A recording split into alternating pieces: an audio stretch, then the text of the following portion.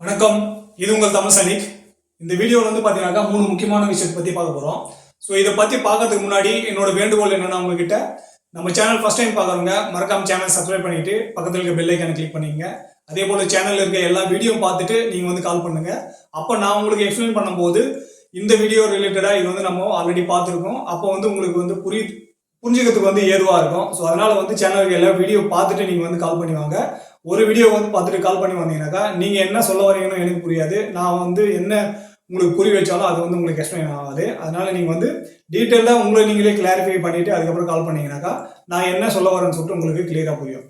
So இந்த வீடியோவில் first point என்னன்னு பார்த்தீங்கன்னாக்கா, நம்ம ஏற்கனவே டாக்குமெண்ட் பற்றின வீடியோவில் வந்து சொல்லியிருக்கோம். பென்ஷன் அக்கௌண்ட்டோட அந்த அக்கௌண்ட் பற்றி பார்த்தீங்கன்னாக்கா ஜாயிண்ட் அக்கௌண்ட்டாக வந்து கன்வெர்ட் பண்ணிக்கங்க. சிங்கிள் அக்கௌண்ட்டாக இருந்தாலும் சரி, அது வந்து நீங்கள் பேங்க்கில் போயிட்டு ஜாயிண்ட்டாக மாற்றினாவே உங்களுக்கு வந்து ஒரே அக்கௌண்ட்லேயே வந்து பென்ஷனரும் பென்ஷன் வாங்க முடியும். அவருக்கு அடுத்து வந்து ஃபேமிலி பென்ஷன் வாங்க போகிறாங்க அப்படின்ற பட்சத்தில் அதே அக்கௌண்ட்லேயே வந்து கண்டினியூ ஆகும்.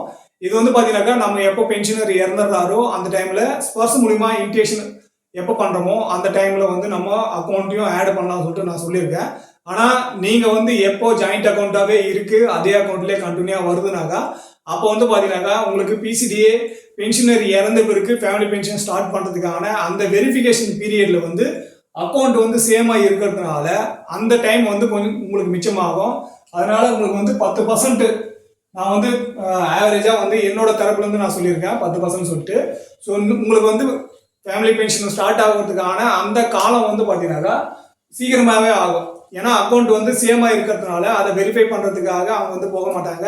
மற்ற டேட்டாவை வந்து வெரிஃபை பண்ணிவிட்டு பென்ஷன் ஸ்டார்ட் பண்ணுறதுக்கான அந்த கால அவகாசம் வந்து பார்த்தீங்கன்னாக்கா சீக்கிரமாகவே ஆகும். அதனால் நீங்கள் உங்களோட அக்கௌண்ட்டை உங்களோட யார் வந்து நெக்ஸ்ட் பென்ஷன் வாங்க போகிறாங்களோ ஃபேமிலி பென்ஷன் உங்களுக்கு அடுத்து யார் வந்து பென்ஷன் வாங்க போகிறாங்களோ அவங்களோட நீங்கள் வந்து பேங்க்கில் ஜாயிண்ட் அக்கௌண்ட்டாக வந்து கன்வெர்ட் பண்ணிக்கோங்க. ஸோ பேங்க்கில் வந்து நீங்கள் ப்ராசஸ் வந்து பார்த்தீங்கன்னாக்கா அது அதிகமாக போச்சுன்னா ஒரு 10 நாளுக்குள்ளேயே 1 வீக்குள்ளேயே உங்களுக்கு வந்து அந்த ப்ராசஸ் கம்ப்ளீட் ஆகிடும். ஸோ இதை வந்து நீங்கள் வேறு எங்கன்னா இன்ஃபர்மேஷன் கொடுக்கணுனாக்கா நீங்கள் எதுவும் பண்ண தேவையில்லை. உங்களோட அக்கௌண்ட் ஜாயிண்ட்டாக இருந்தாலே போதும்.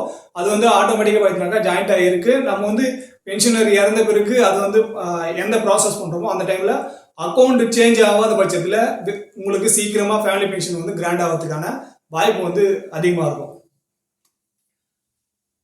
ரெண்டாவது பாயிண்ட் என்னன்னு பார்த்தீங்கன்னாக்கா இந்த ஃபிக்ஸ்டு மெடிக்கல் அலவன்ஸ் எஃப்எம்ஏ இது வந்து பார்த்தீங்கன்னாக்கா 2003 முன்னாடி வந்த பென்ஷனர்கள்லாம் 1000 ரூபாய் வந்து உங்களுக்கு மாதம் மெடிக்கல் அலவன்ஸ்க்காக கொடுத்துட்ருக்காங்க.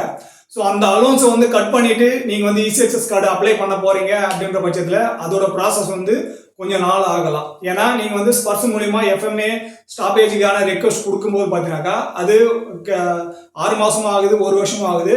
எங்கிட்ட பேசணும்னு சரி, அதே போல் இந்த வீடியோ மேக் பண்ணுறதுக்காக இந்த பாயிண்ட் எல்லாம் பார்த்தீங்கன்னாக்கா சப்ஸ்கிரைபர் சொன்ன பாயிண்ட் தான். அவருமே பார்த்தீங்கன்னா கிட்டத்தட்ட 2 வருஷமாக அவர் ஒரு 200-300 பேர்கிட்ட ஃபோன் பண்ணி அவருக்கு தெரிஞ்சு வந்து ஷேர் பண்ணி அவர் வந்து டாக்குமெண்ட் ரிலேட்டடாக வந்து ப்ராப்ளத்தை சால்வ் பண்ணியிருக்காரு.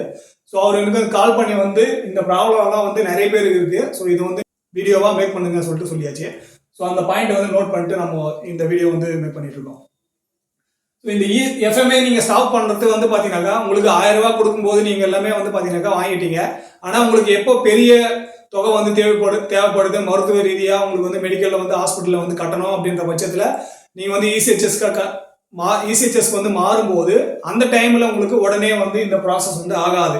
அதனால நீங்கள் முன்னாடியே உங்களுக்கு எதனா நடக்கிறதுக்கு முன்னாடியே உங்களுக்கு வந்து இசிஹெச்எஸ் பெனிஃபிட் வேணும் அப்படின்ற பட்சத்தில் நீங்கள் இப்போதுலேருந்தே ஸ்டார்ட் பண்ணதான் ஒரு வருஷம் 2 வருஷத்துக்குள்ள உங்களோட இசிஹெச்எஸ் கார்டு வாங்கிட்டு நீங்கள் வந்து உங்களோட மருத்துவ வசதியை வந்து நீங்கள் பெற முடியும் இசிஹெச்எஸ் மூலியமா. இல்லை நான் வந்து எஃப்எம்ஏ வச்சே நான் என்னோட மருத்துவம் வந்து நான் பார்த்துக்கிறேன் அப்படின்ற பட்சத்தில் அது வந்து நீங்கள் கண்டினியூ எஃப்எம்ஏ வந்து வாங்கிக்கிங்க. ஆனால் உங்களுக்கு வந்து பெனிஃபிட் எதாலன்னு பார்த்தீங்கன்னாக்கா இசிஹெச்எஸ் தான். ஏன்னா இப்போ வந்து ஒரு ட்ரீட்மெண்ட்டுக்கும் பார்த்தீங்கன்னாக்கா குறைஞ்சபட்சம் 10,000-20,000 இல்லாமல் எந்த ட்ரீட்மெண்ட்டுமே நடக்காது. மினிமம் அமௌண்ட்டே பார்த்தீங்கன்னாக்கா. ஸோ அந்த மினிமம் அமௌண்ட்டே உங்களுக்கு வந்து பார்த்தீங்கன்னாக்கா வருஷத்துக்கு 12,000 தான் உங்களுக்கு வந்து கிடைக்குது. ஆனால் உங்கள் கையிலேருந்து பார்த்தீங்கன்னாக்கா 20,000-30,000 ஒரே டைமில் வந்து லம்சமாக போயிடும். ஸோ இந்த மாதிரி இருக்கும்போது நீங்கள் இசிஹெச்எஸ் மாறதுக்கு வந்து பெஸ்ட்டு. அதனால இது வந்து எவ்வளோ சீக்கிரம் முடியுமோ யாரெல்லாம் எஃப்எம்ஏ வாங்குறீங்களோ நீங்கள் வந்து இசிஹெச்எஸ் பெனிஃபிஷரியாக மாறுறது வந்து ரொம்ப பெஸ்ட்டாக இருக்கும் என்னோட தரப்புலேருந்து. மற்றபடி உங்களோட சஜஷன் உங்களோட சாய்ஸ் என்னவோ அது வந்து நீங்கள் கண்டினியூ பண்ணிக்கங்க. மூணாவது பாயிண்ட் அவர் சொன்னது என்னன்னு பார்த்தீங்கன்னாக்கா OROP 2ல இந்த அரியர் வந்து கால்குலேஷன் வந்து லாஸ்ட் வீடியோவில் நம்ம வந்து பார்ட் 1 பார்ட் 2 வந்து போட்டிருக்கோம். MSCP கிடைச்சா எப்படி கிடைக்குது, MSCP இல்லாத ஒரே லென்த் ஆஃப் சர்வீஸ் ஒரே ரேங்க்ல இருக்கிறதுக்கு வந்து எப்படி அரியருக்கு வேரியேஷன் இருந்திருக்குன்னு சொல்லிட்டு நம்ம கால்குலேஷன் பண்ணி போட்டிருந்தோம். ஸோ அந்த வீடியோவில் வந்து பார்த்தீங்கன்னாக்கா யாருக்கு வந்து ஸ்பர்ஸில் மைக்ரேட் ஆகலையோ அவங்க வந்து எப்படி செக் பண்ண முடியும். ஏன்னா நம்ம வந்து பார்த்தீங்கன்னாக்கா ஸ்பர்ஸோட பிபிஓ வச்சு அதோட பேசிக் பென்ஷனில் உங்களோட OROP 2 டேபிளில் என்ன அமௌண்ட் கொடுத்துருக்கோ அந்த அமௌண்ட் கிடைச்சிருக்கான்னு சொல்லிட்டு வெரிஃபை பண்ணிட்டு அதுக்கப்புறம் கால்குலேஷன் பண்ண சொல்லி நம்ம சொல்லியிருந்தோம். ஸோ அதில் வந்து பார்த்தீங்கன்னாக்கா யாருக்கு வந்து ஸ்பர்ஸில் மைக்ரேஷன் ஆகலையோ ஸோ அவங்க வந்து எப்படி சரி பார்க்கலாம்னாக்கா உங்களோட பேங்க் ஸ்டேட்மெண்ட் ஜூன் 19 2019 உங்களோட பேங்க் ஸ்டேட்மெண்ட்ல என்ன பென்ஷன் வந்து கிடைச்சிருக்குன்னு சொல்லிட்டு பாருங்க. அதுக்கப்புறம் நம்ம என்ன ப்ரொசீஜர் சொல்லணுமோ அந்த வீடியோவில் பார்த்தீங்கன்னாக்கா உங்களுக்கு டிஏ வந்து எந்த ஜூன் 19 வந்து அதுக்கடுத்து எத்தனை நாள் வரைக்கும் 17% இருந்தாச்சு. அதுக்கப்புறம் எப்படி வந்து டிஏ வந்து அதிகமாயிட்டு எவ்வளோ நாள் வந்து அது அந்த டிஏ வந்து அதிகரிச்சிருக்கு அப்படின்னு சொல்லிட்டு டீட்டெயிலாக சொல்லியிருக்கோம். ஸோ அவங்க வந்து பார்த்தீங்கன்னாக்கா உங்களோட பேங்க் ஸ்டேட்மெண்ட்ல ஜூன் 2019 உங்களுக்கு என்ன பென்ஷன் கிடைச்சிருக்குன்னு பாருங்க.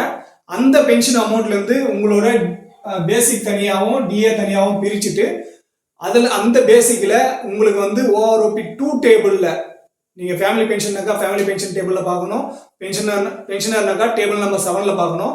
அதில் வந்து மெயினாக என்ன பார்க்கணுனாக்கா லென்த் ஆஃப் சர்வீஸு, ரேங்க்கு, எந்த குரூப். ஸோ அதுக்கு தகுந்தாப்புல உங்களோட என்ன அமௌண்ட்டு OROP 2 டேபிளில் மென்ஷன் பண்ணியிருக்காங்களோ அந்த அமௌண்ட் வந்து பார்த்தீங்கன்னாக்கா உங்களோட பேசிக்காக கூட ஒன்று சேருதான்னு பாருங்க. அப்படி ஒன்று சேரலை வித்தியாசம் வருதுனாக்கா அந்த என்ன எவ்வளோ தொகை வந்து வித்தியாசம் வருதோ அந்த தொகை தான் பார்த்தீங்கன்னாக்கா உங்களுக்கு வந்து அரியர் கொடுக்க வேண்டிய அமௌண்ட். இப்போ உதாரணமாக எடுத்தீங்கன்னாக்கா உங்களோட ஜூன் 2019 வந்து உங்களோட பேசிக் அமௌண்ட் பார்த்தீங்கன்னாக்கா 20,000 வருதுனாக்கா OROP 2 டேபிளில் உங்களுக்கு வந்து உங்களோட பேசிக் பென்ஷன் 21,000 போட்டிருக்காங்கனாக்கா இது ரெண்டுத்துக்கும் வித்தியாசம் பார்த்தீங்கன்னாக்கா 1000 ரூபாய் வந்து வருது.